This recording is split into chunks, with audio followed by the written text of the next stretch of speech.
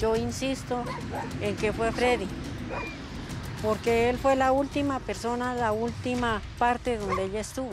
Víctimas que aseguran que hay un claro sospechoso de los atroces crímenes de sus seres queridos, pero quien debe probar su culpabilidad, según sus denuncias, no lo hizo. El allanamiento que lo debieron haber hecho al otro día de que encontraron el cadáver, lo hicieron 2 años después. En Colombia, 6 de cada 10 acusaciones que hace la Fiscalía se pierden en juicio. Como no hace actos de investigación, entonces imputan cargos para luego investigar. Ahorita él anda feliz, dichoso de la vida libre. Acusados de homicidio que exigen pruebas que demuestren que son culpables. No hubo ninguna prueba legal que haya podido demostrar la Fiscalía en juicio oral. ¿Usted fue absuelto por la justicia porque realmente es inocente o más bien porque la Fiscalía no fue eficiente para recolectar pruebas contundentes contra usted?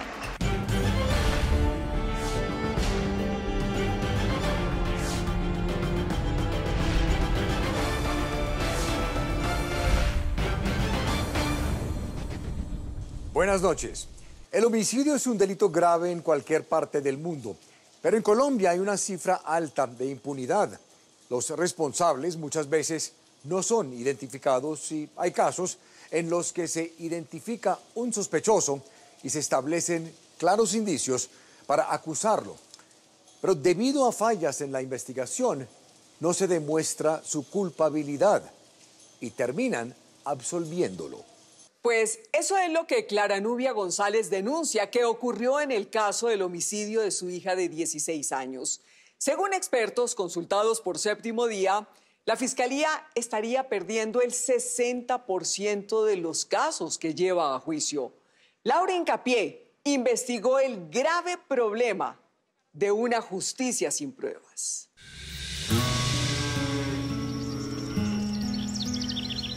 Ni la tranquilidad de este campo, ni la belleza de su paisaje logran darle paz a esta madre. Siento mucho dolor porque me toca conformarme solo con ver las fotos, con recordar, mirando las fotos, recordando lo que ella era, lo que ella hacía. Clara Nubia González no solo debe vivir con el dolor de haber perdido a su hija de apenas 16 años. Aún todavía tengo ropa de ella, pues porque para mí eso es como si la tuviera ella. A diario debe soportar otro golpe. Ver a quien fue acusado de la desaparición de su hija en las calles de Villapinzón, Cundinamarca.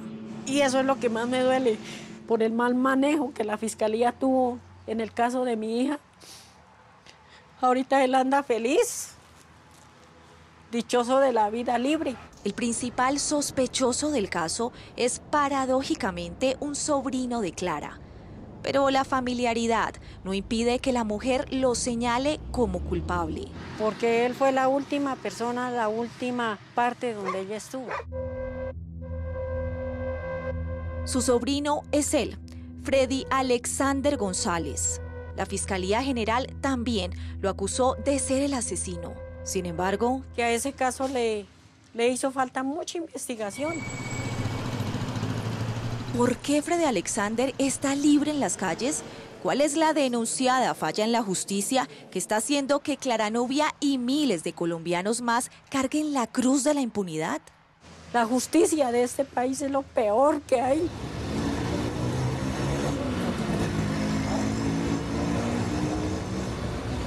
Esta historia inició aquí, en Villapinzón, un municipio de Cundinamarca ubicado a solo 1 hora y media de Bogotá.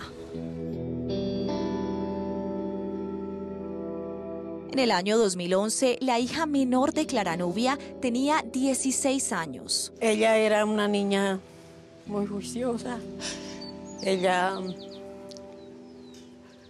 amaba a los animales. Su nombre, Daniela González, una jovencita risueña, pero con un temple de acero.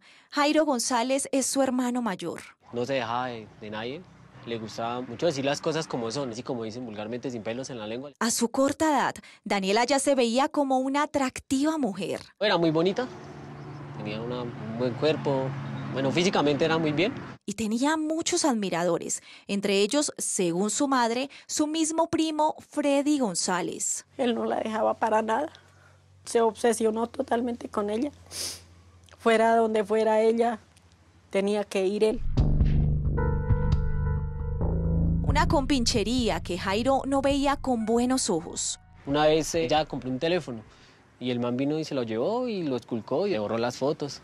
Uno de los pretendientes de Daniela era un hombre mayor, algo que, asegura Clara, le molestaba mucho a su primo. Ella me decía, Freddy, anda rabón, porque yo no acepto nada con él. Según lo que usted me está contando, ¿su sobrino Freddy estaba enamorado de su hija? Sí. Yo estoy segura que él estaba enamorado de ella.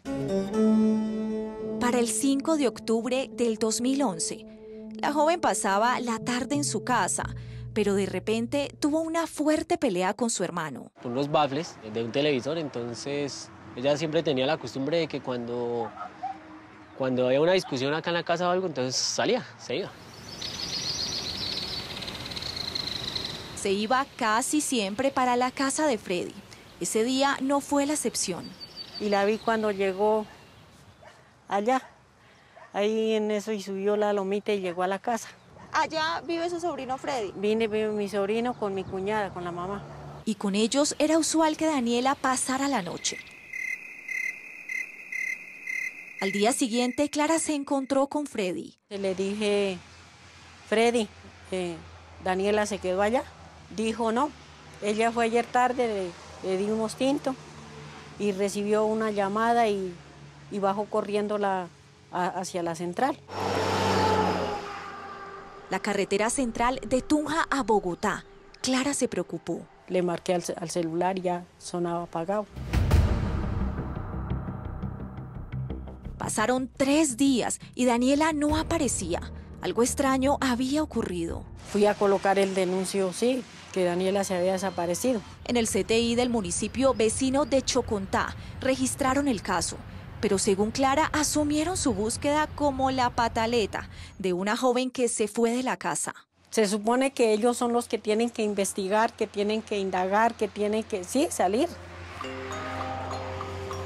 En casi 2 meses, Clara Nubia nunca supo nada de su hija Daniela. Yo repartía volantes por todo lado. ¿Cómo se comportó su sobrino Freddy durante esos días en los que Daniela estuvo desaparecida? Muy extraño porque sí, antes venía todos los días. Ya después de que Daniela desapareció, él ya no venía.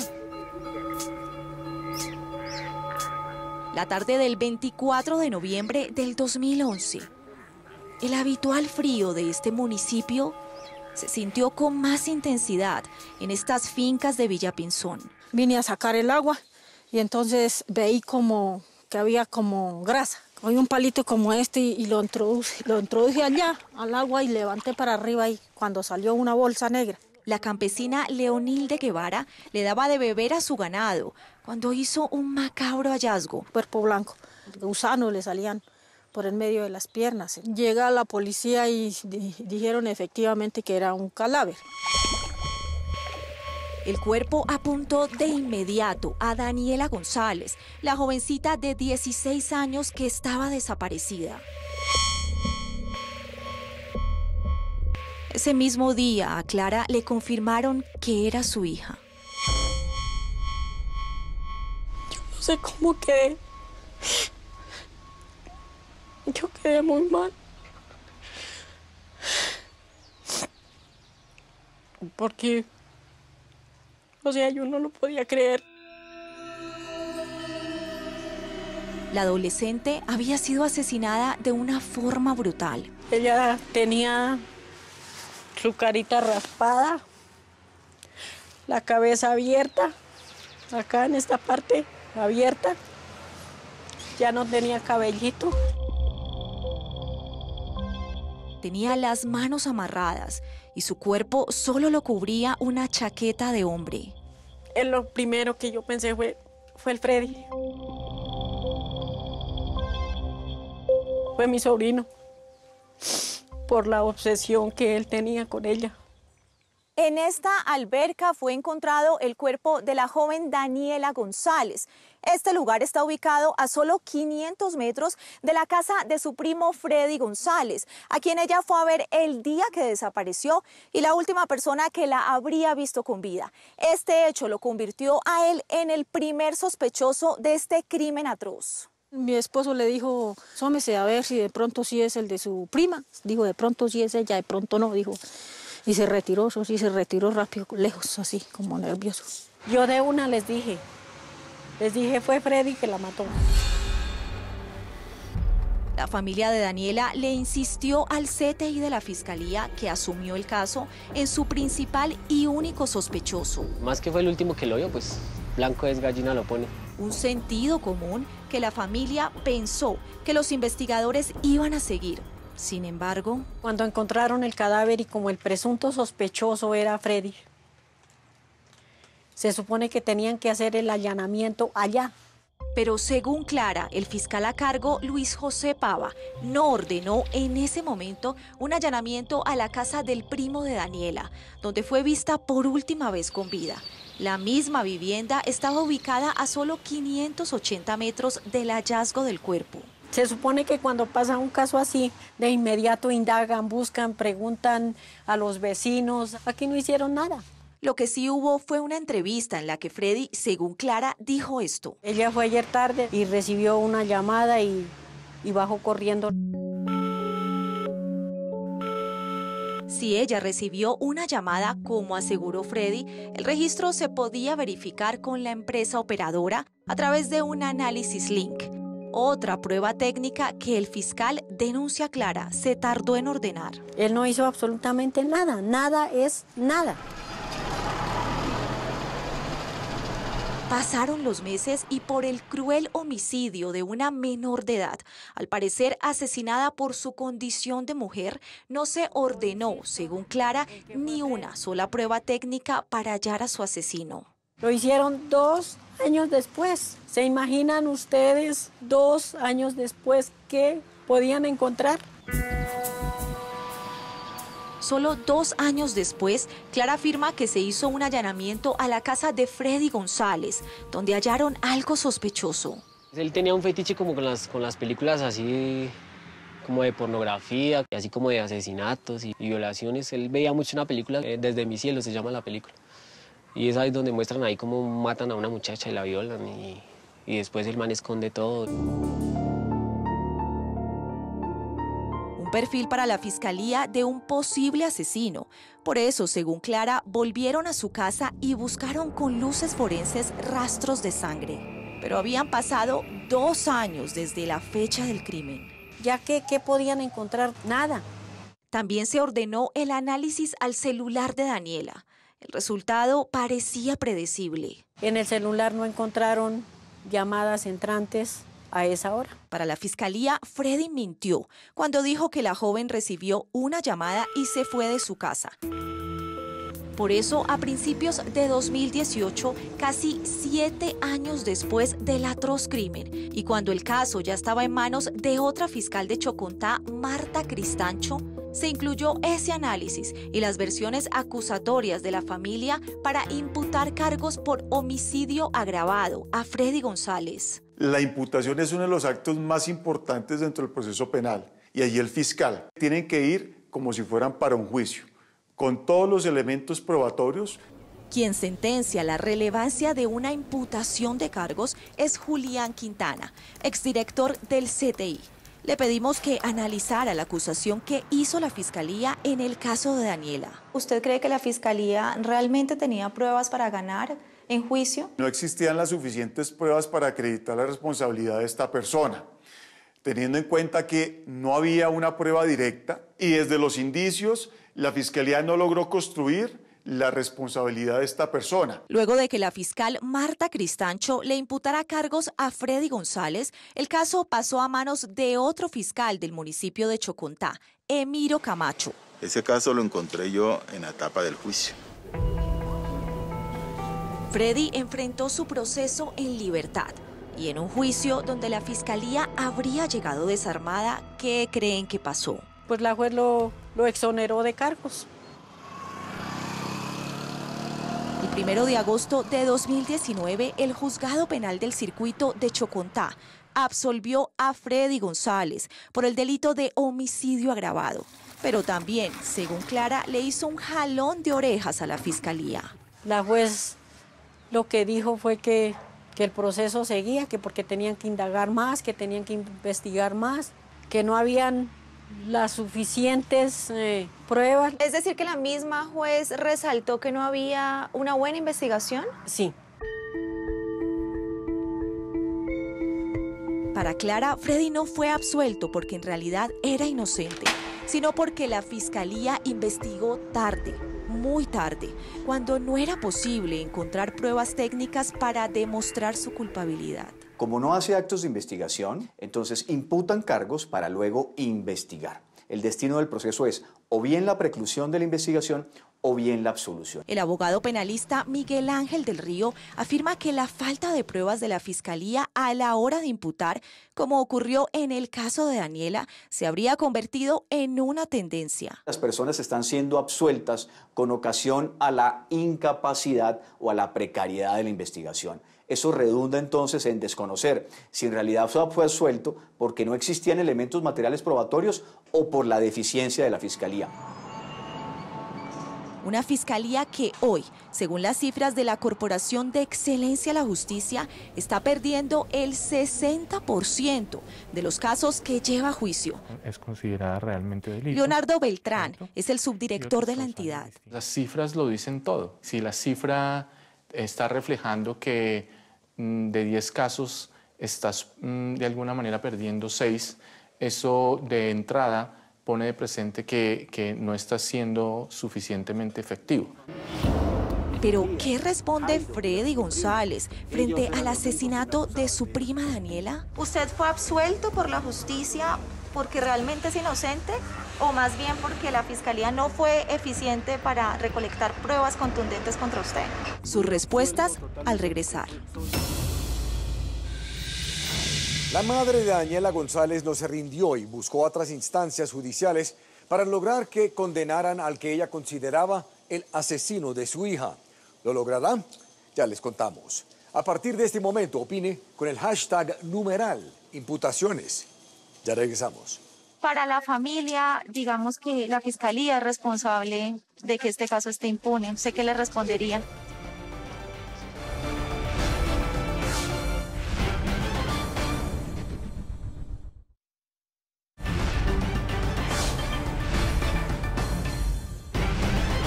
El responsable del cruel asesinato de la adolescente Daniela González era, según la acusación de la fiscalía, su primo Freddy González. Sin embargo, la familia denuncia que se investigó tarde y por eso no fue posible hallar una prueba reina contra él. El resultado fue absuelto por la justicia y hoy está libre. La pregunta que se hacen las familias de las víctimas y expertos en el tema es si los acusados fueron absueltos realmente, ¿por qué eran inocentes o por qué la fiscalía falló en demostrar su culpabilidad? A continuación, ustedes conocerán el caso de Sandra Alegría, quien fue asesinada en octubre de 2018 en Bogotá y en el que los involucrados denuncian fallas en la investigación. Así continúa la historia de Laura Hincapié. Una madre desconsolada. A mí me dio mucha rabia, mucha impotencia. Por lo que considera una mala investigación en el asesinato de su hija Daniela González, de solo 16 años. Todo lo que pasó fue por culpa de la fiscalía, por la ineficiencia de la fiscalía. A pesar de que, según la fiscalía, había fuertes indicios contra el principal sospechoso del crimen, Freddy González, como la obsesión que, según su familia, sentía por su prima, el juzgado penal del circuito de Chocontá en Cundinamarca lo absolvió por una razón. La fiscalía no logró probar su teoría del caso, pues no existen medios de los que se pueden inferir inequívocamente la responsabilidad del procesado. El juzgado ordenó abrir otras líneas de investigación contra otros posibles sospechosos del crimen. Pero para esta mujer, su sobrino Freddy había sido absuelto no por su inocencia, sino porque la fiscalía fue negligente en su investigación. El allanamiento que lo debieron haber hecho al otro día de que encontraron el cadáver, lo hicieron 2 años después, ya que ¿qué podían encontrar 2 años después? Sin embargo, la fiscalía apeló la absolución ante el Tribunal Superior de Cundinamarca. Y allá también lo exoneraron de cargos que por falta de pruebas. En su sentencia, el tribunal también ratificó la falta de labores investigativas. Ahorita él anda feliz, dichoso de la vida libre.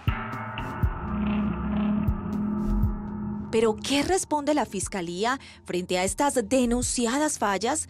Emiro Camacho fue el último fiscal que tuvo el caso de Daniela González. ¿Cómo está? Mucho gusto, Laura Xavier, periodista del programa Séptimo Día. Hace poco lo encontramos en el municipio de Chocontá. Para la familia, digamos que la fiscalía es responsable de que este caso esté impune. Más adelante, ustedes se sorprenderán con todo lo que el fiscal reconoció.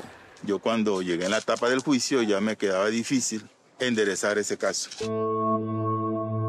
El caso de Daniela González es solo uno de una larga lista que reconoce hasta un exfiscal general de la Nación. En la mayoría de los casos, en el 90% de los casos, pues terminan en sentencias absolutorias. Para Mario Iguarán, el problema está en que la ley en Colombia no le exige a los fiscales tener pruebas contundentes a la hora de imputar. Con una simple inferencia razonable, cuando lo que debería exigirse era un elemento probatorio o una información, una evidencia que permita afirmar con probabilidad de verdad de que es autor o partícipe de un delito. ¿En Colombia hoy estamos imputando y luego investigando?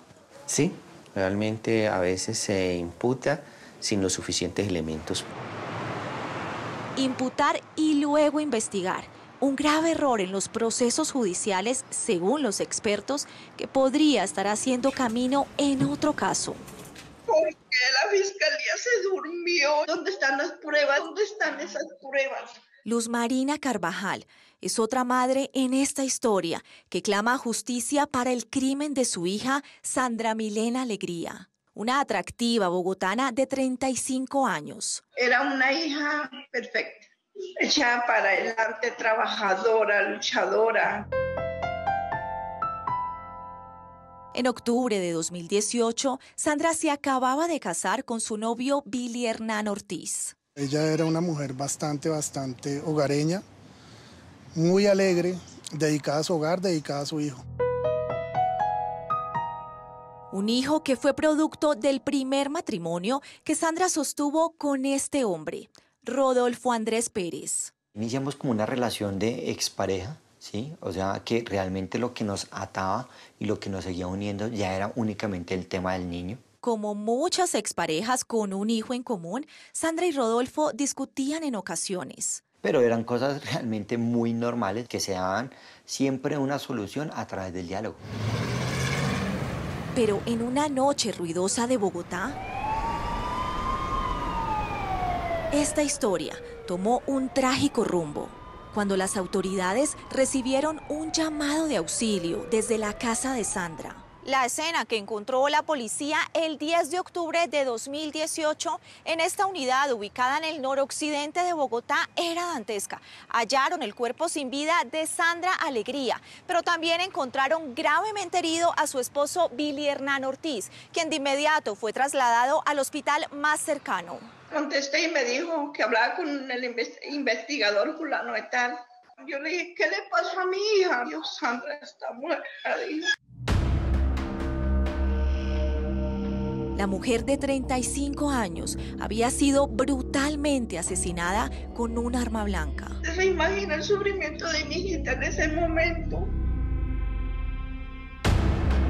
Su esposo Billy también había recibido heridas graves que lo mantuvieron en coma durante 5 días, en los que no se supo qué había ocurrido esa noche.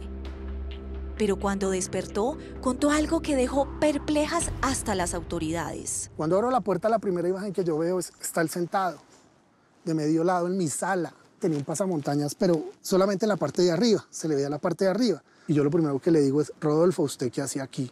Él me dice, vine a arreglar con Sandra un tema del niño. Le pregunto, ¿dónde está Sandra? Y me dice, está en el cuarto. La versión de Billy a la fiscalía aseguraba que Rodolfo Andrés Pérez estaba armado con un cuchillo esa noche en su apartamento. Y él se me abalanza por la espalda. La primera puñalada la recibo en la parte derecha, en la parte de atrás. Esa primera puñalada me impactó el pulmón. Cuando yo caigo en el piso, yo veo a Sandra muerta. Yo la veo con una mancha de sangre en su pierna. Afirmó que su esposa estaba sin vida, atacada, según él, por su expareja. Lo único que se me pasó a mí por la mente es, me tengo que hacer el muerto. O si no, no va a parar de atacarme. Las 2 últimas puñaladas me las ingresa en la clavícula en este lado derecho. Después de 2 horas, según la versión entregada por Billy, Rodolfo finalmente se fue. Cuando él cierra la puerta como yo puedo, me paro. Tenía mi mano acá. Me voy caminando hasta la puerta del apartamento, cuando de un momento a otro no aguanté y me caigo al piso. La Fiscalía de Bogotá le dio total credibilidad al testimonio de Billy Ortiz. Y 9 días después de los hechos, se ordenó la captura de Rodolfo Pérez. Yo estaba con el niño en el centro comercial y en ese momento soy capturado.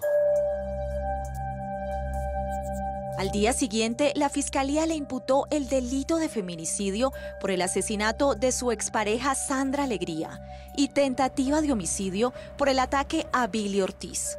¿Usted mató a su exesposa? Claro que no. Primero, yo no estaba ese día allí.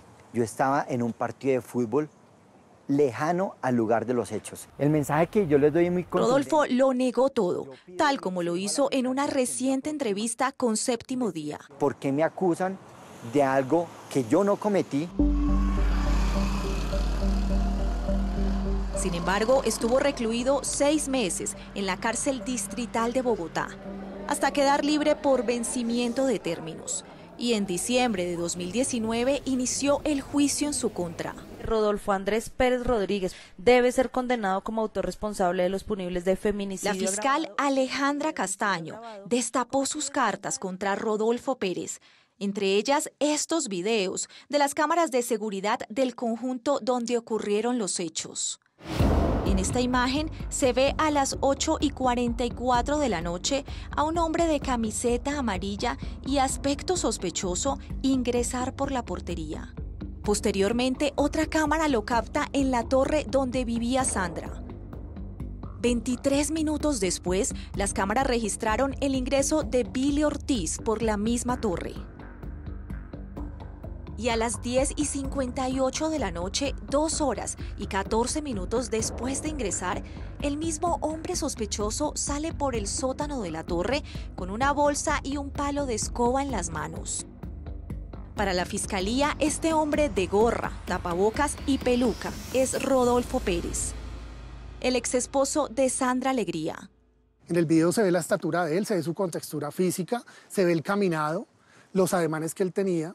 La teoría de la Fiscalía es que el exesposo mató a Sandra por celos y por problemas de deudas que tenían por una demanda de alimentos que ella le interpuso y por un negocio que hicieron con un apartamento. Familiares y allegados de la Oyoxisa indicarán lo que ésta les contaba sobre la relación que tenía con el acusado y los conflictos surgidos a raíz de la liquidación de la sociedad conyugal. En el juicio, la defensa también sacó sus pruebas sobre estos videos. Las cámaras que dicen que supuestamente soy la persona que entra al conjunto, el mismo morfólogo de la Fiscalía niega esta acusación diciendo que no se puede cotejar conmigo. Este documento de policía judicial expuesto en el juicio confirma que no se puede concluir la identidad del sospechoso porque no se le ve el rostro. No se puede llegar a demostrar que esa persona que se ve en los videos sea yo. La defensa aseguró que Rodolfo no podía ser el mismo del video por una circunstancia clave, según su versión. Rodolfo Andrés no se encontraba en el lugar de los hechos, se encontraba en el barrio Prado Pinzón, más exactamente en el parque de ese barrio. El abogado de Rodolfo, Carlos Augusto Ramírez, mostró en el juicio estos videos. Usted nos ha mencionado que existían 2 cámaras. Le voy a presentar el registro de video desde la otra cámara.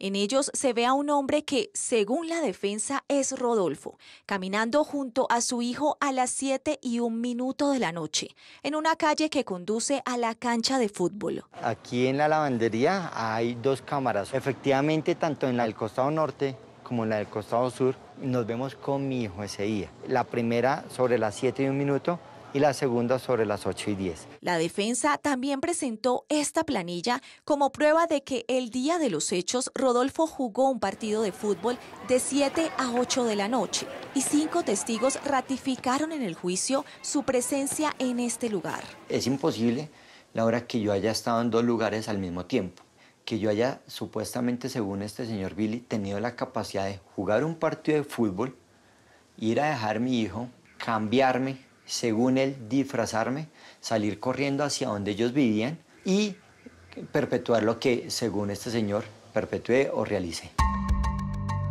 Rodolfo insiste en que la Fiscalía no ha presentado una prueba reina contra él. Yo exijo a la Fiscalía General de Colombia que compruebe que realmente yo fui la persona que asesinó a Sandra Milena Alegría, pero que lo compruebe técnicamente, con huellas, con ADN.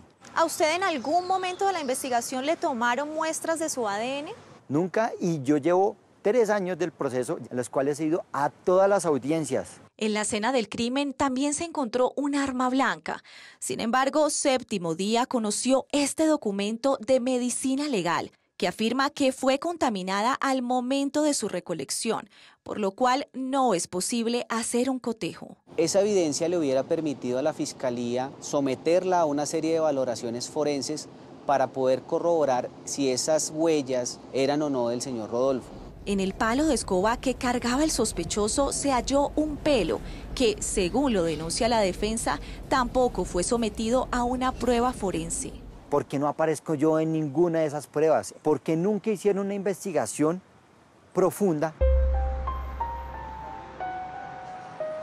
Sin embargo, la Fiscalía ha insistido en que el testimonio de Billy, que asegura que Rodolfo mató a su esposa y luego lo atacó a él, es una prueba contundente. La Fiscalía comete, siento yo, un grave error y es creerle 100% en todo lo que Billy les comentó, sin verificar los antecedentes penales y judiciales de cada uno de nosotros. Las denuncias que ella le había interpuesto, 2 denuncias por violencia intrafamiliar.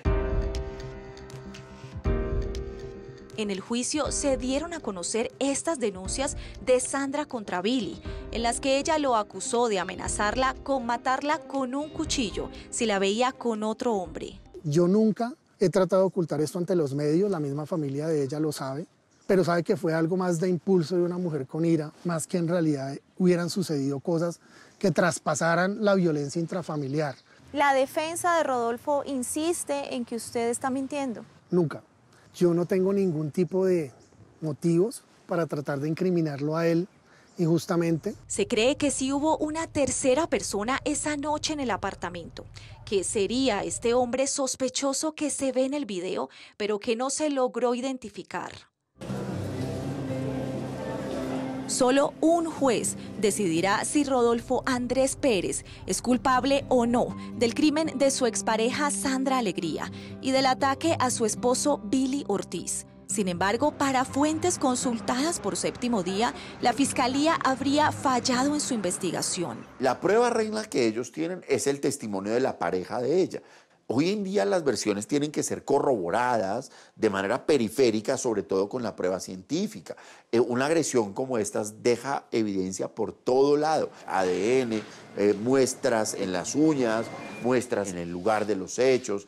Y mira cómo en este caso se la jugaron por la intuición, por el testimonio y a partir de ahí construyeron el relato. Pues yo creo que el documento... Francisco José Bernate es abogado penalista con más de 20 años de experiencia. En este caso, ¿usted cree que es probable que se llegue a una absolución? Creo que puede haber una duda y por eso creo que podría haber un fallo absolutorio, porque la duda siempre juega a favor del procesado.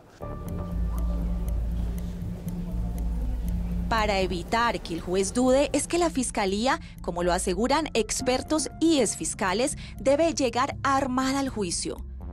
¿Por qué entonces en Colombia algunos fiscales se apresuran a imputar primero para luego investigar? Habría una razón que el mismo fiscal del caso de Daniela reconoció. Su respuesta y la versión de Freddy. ¿Usted mató a su prima Daniela? Cuando regresemos. A continuación, ustedes también conocerán lo que ha sucedido en el juicio por el homicidio de Sandra Alegría. Ya regresamos. De alguna forma, algunos fiscales estarían lavando las manos al decir ya imputé y ya es responsabilidad del juez si condena o no. Sí, algunos fiscales del caso que creen olímpicamente, creen haber cumplido con su deber con la simple imputación.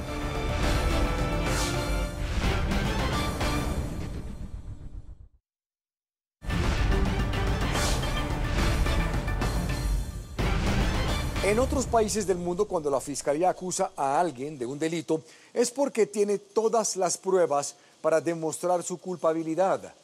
Tanto así que muchos acusados terminan declarándose culpables.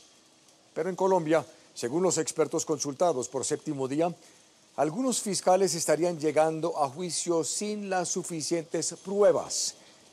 ¿Por qué lo hacen? Laura Hincapié encontró una razón que podría ser la causa de que, según las denuncias, algunos acusados terminen absueltos, algo que reconoció incluso uno de los fiscales que llevó el caso de Daniela González.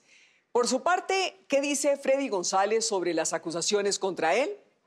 Así finaliza la investigación Justicia sin pruebas.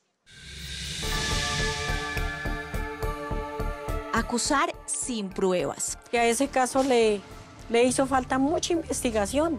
Fue el error de la Fiscalía, según lo denuncia Clara, que hoy tiene al principal sospechoso del crimen de su hija, libre.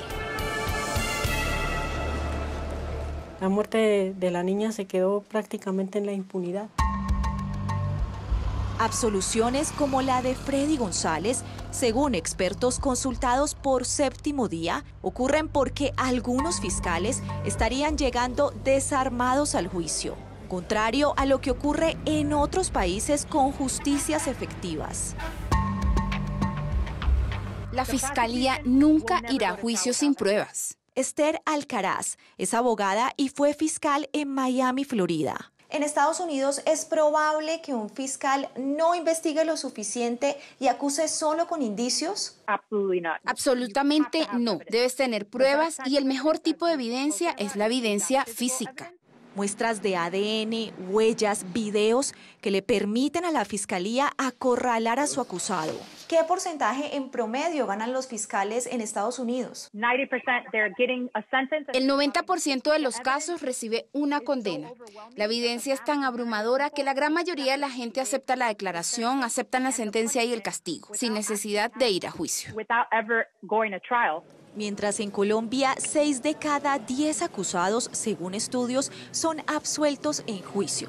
Algunos de ellos denuncian a las víctimas si serían culpables de delitos graves que regresaron a las calles.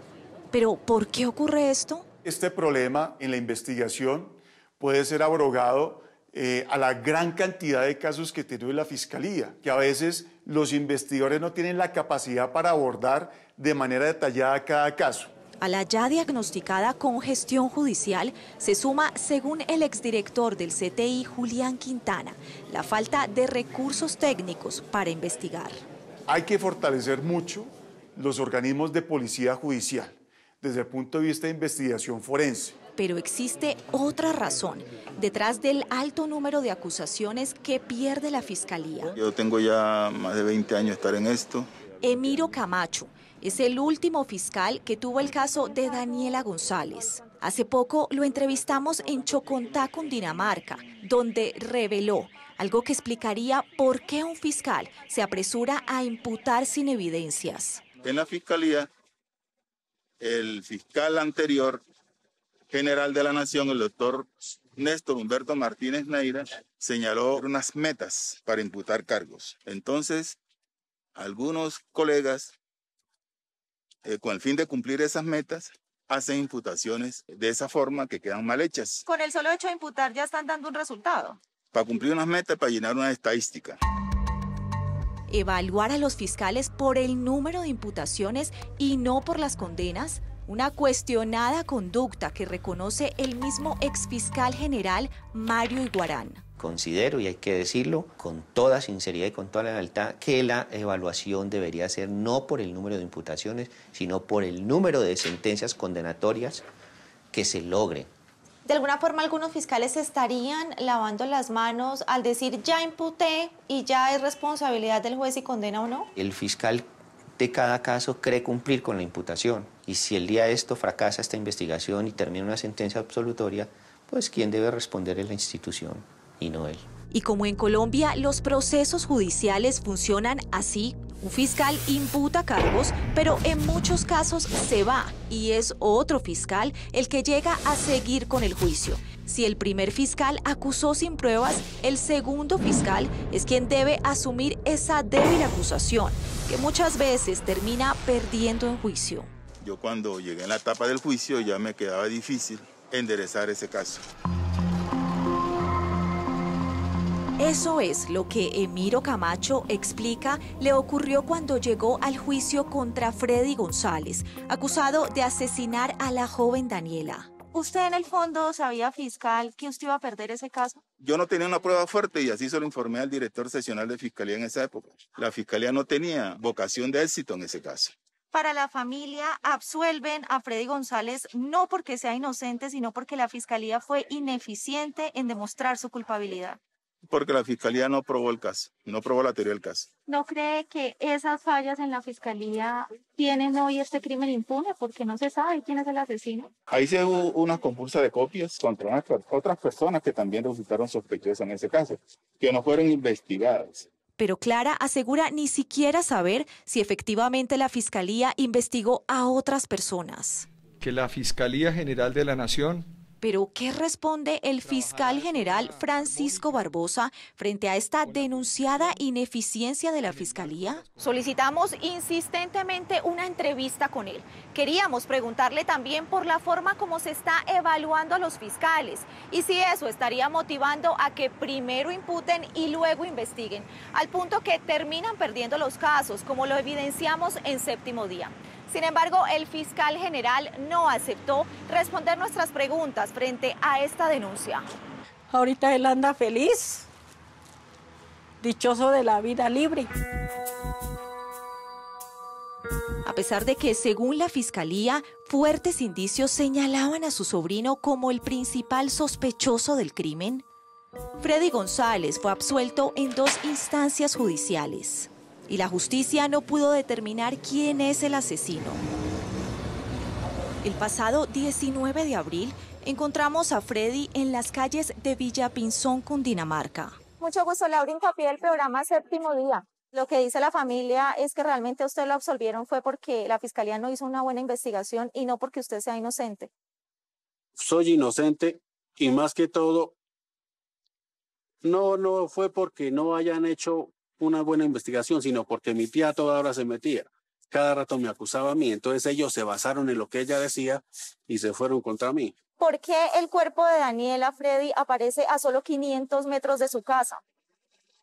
Eso sí no sabía decirle,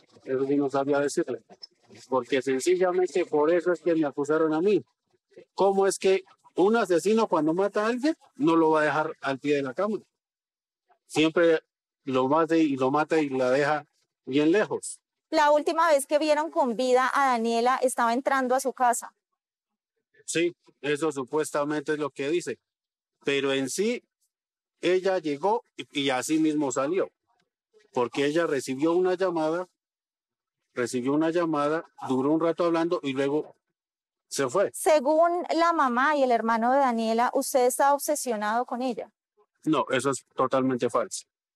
Eso siempre han dicho eso, pero realmente eso no es así. Y yo la quería como mi hermana menor, prácticamente. Freddy confirmó, sin embargo, la falta de investigación contra él. Cuando aparece el cuerpo de Daniela, ¿en ningún momento fueron los investigadores a su casa a hacer un allanamiento? No. ¿Qué hubiera pasado si quizá ellos al otro día que aparece el cuerpo hubieran ido a su casa? Pues igual no habían encontrado nada. No habían encontrado nada. ¿Se puede mirar a la cámara y asegurar que no es el asesino de Daniela? Claro que sí. Yo no soy el asesino de Daniela. Ella fue una víctima y prácticamente fue un porquería el que la mató. Según usted, entonces, ¿quién mató a Daniela? Pues ahí sí no se sabe. Es que eso ya prácticamente se puede decir que era como planeado, porque es que ella ya había recibido varias amenazas de la mujer del novio de ella. En Bogotá, el juicio por el crimen de Sandra Alegría se alargó hasta la actual pandemia y su virtualidad. Hace unos días, a través de esta pantalla, la Fiscalía hizo sus alegatos finales contra la expareja de la mujer. Rodolfo Andrés Pérez Rodríguez fue la persona que actuó de manera directa en la comisión del delito de feminicidio agravado en concurso con tentativa de homicidio agravado en contra de los señores Sandra Milena Alegría Carvajal y Billy Hernán Ortiz Rincón. La Fiscalía lo acusa de haber matado a su exesposa. ¿Qué responde usted?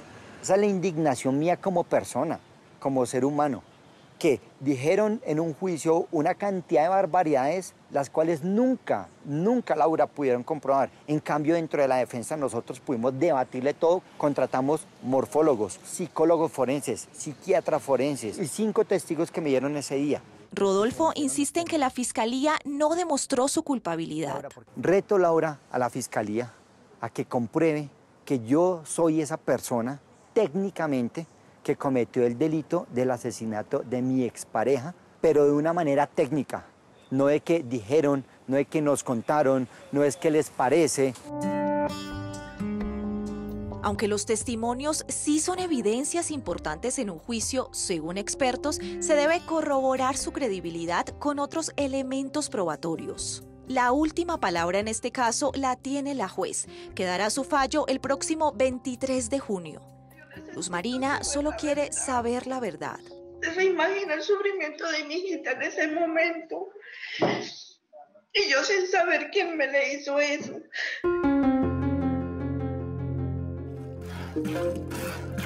Pero esta otra madre ya perdió la batalla para hacer justicia. Que había una última oportunidad, que tenía que presentarme en la audiencia de casación con un abogado penalista, el que más barato cobraba 30 millones. Entonces, pues, ¿yo de dónde los iba a sacar? Mientras Freddy González, a quien ella sigue considerando el asesino de su hija de apenas 16 años. Yo insisto en que fue Freddy, porque él fue la última persona, la última parte donde ella estuvo. Está libre tras haber sido declarado inocente por la justicia. No me cabe la menor duda que él fue. Clara vive condenada a despertar todos los días con la indignación que le dejó esta justicia sin pruebas.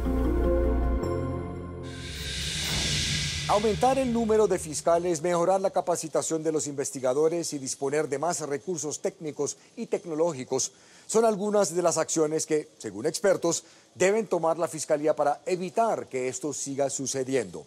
Es lo que piden a gritos miles de víctimas en Colombia para que el crimen de sus seres queridos no quede impune. Ahora, un avance de lo que les tenemos preparado para el próximo domingo aquí en Séptimo Día. Muchos colombianos se han visto afectados económicamente durante la pandemia. Cuando inició la pandemia, pues evidentemente empezamos a ver las afectaciones que esto pues, tuvo para nuestro negocio. Me quedé sin trabajo y estaba en búsqueda constante de trabajo. Y buscaron nuevas formas de ingreso.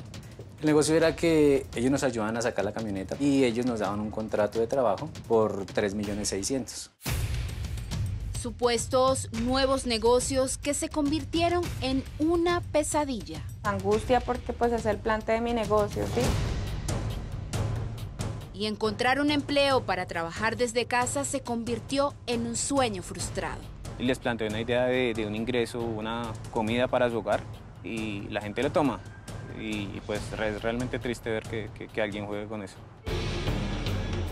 La virtualidad se convirtió en la nueva herramienta para engañar y sacar dinero a personas desesperadas. Llega a esa necesidad moral y emocional de generar ingreso y por supuesto ponen el anzuelo. Y es precisamente la pandemia que nos llevó, como lo dije antes, a utilizar estos medios tecnológicos, y todo esto lleva a que los delincuentes de la información se hayan dedicado a buscar medios fraudulentos precisamente para actuar especialmente en el delito de la estafa. Soy Jessica Mayora García y este domingo en Séptimo Día les mostraremos los engaños con falsas promesas de empleo y de negocio donde han caído muchos colombianos en medio de su desespero económico durante la pandemia. Si tiene una historia que contar o una denuncia que hacer, escríbanos en la dirección que aparece en pantalla. Si quieren revivir el capítulo completo, lo pueden hacer a través de www.septimodia.co o en nuestro canal de YouTube, Séptimo Día Caracol. Nos vemos el próximo domingo con un nuevo capítulo de Séptimo Día. Buenas noches.